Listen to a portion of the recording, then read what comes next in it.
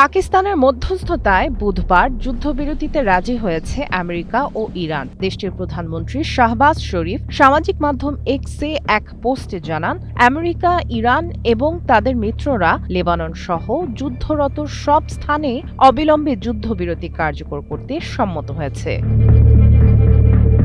এই সমঝোতা তাৎক্ষণিকভাবে কার্যকর হচ্ছে বলে জানান তিনি। সেই সাথে চূড়ান্ত যুদ্ধবিরতি চুক্তির জন্য 10 এপ্রিল থেকে ইসলামাবাদে দুই দেশ আলোচনায় বসবে বলেও জানান তিনি।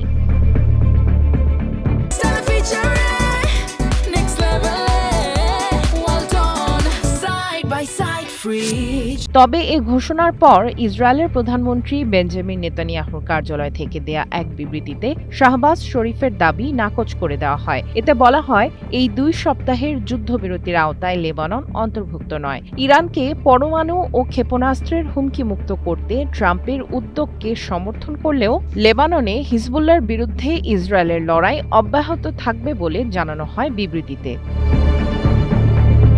নেতানিয়াহুর কার্যালয়ের বিবৃতির মধ্যেই লেবাননের টায়ার শহরে ইসরায়েলের বিমান হামলায় অন্তত 4 জন নিহত হয়েছে। টায়ারের জাল আল বাহর এলাকায় একটি ভবনে হামলায় এই প্রাণহানি ঘটে। এছাড়া শ্রিফা, সাদিকিন এবং সাকরা অঞ্চলেও বিমান হামলা ও বোমাবর্ষণ করেছে ইসরায়েল। এমনকি বুধবার টায়ার শহরের বাসিন্দাদের দ্রুত ঘরবাড়ি ছেড়ে জাহরানি নদীর উত্তরে চলে যাওয়ার জন্য নতুন করে উচ্ছেদ নির্দেশনা জারি করেছে ইসরায়েল, যা সেখানে বড় ধরনের হামলার ইঙ্গিত দিচ্ছে।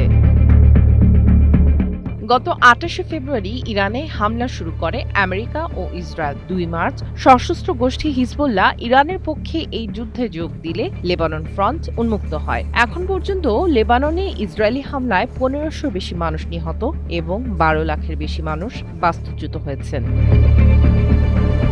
এদিকে লেবাননে ইসরায়েলের হামলা অব্যাহত থাকা সত্ত্বেও আমেরিকা ইরানের 2 সপ্তাহের যুদ্ধবিরতি মেনে চলার সিদ্ধান্ত নিয়েছে হিজবুল্লাহ। বুধবার হিজবুল্লাহ ঘনিষ্ঠ 3টি সূত্রের বরাত দিয়ে এ তথ্য জানিয়েছে বার্তা সংস্থা রয়টার্স। সূত্রগুলো জানিয়েছে, বুধবার ভোর থেকেই উত্তর ইসরায়েল এবং লেবাননের ভেতরে থাকা ইসরায়েলি সেনাদের ওপর হামলা বন্ধ করে দিয়েছে হিজবুল্লাহ। যুদ্ধবিরতির অংশ হিসেবেই এই পদক্ষেপ নিয়েছে গোষ্ঠীটি।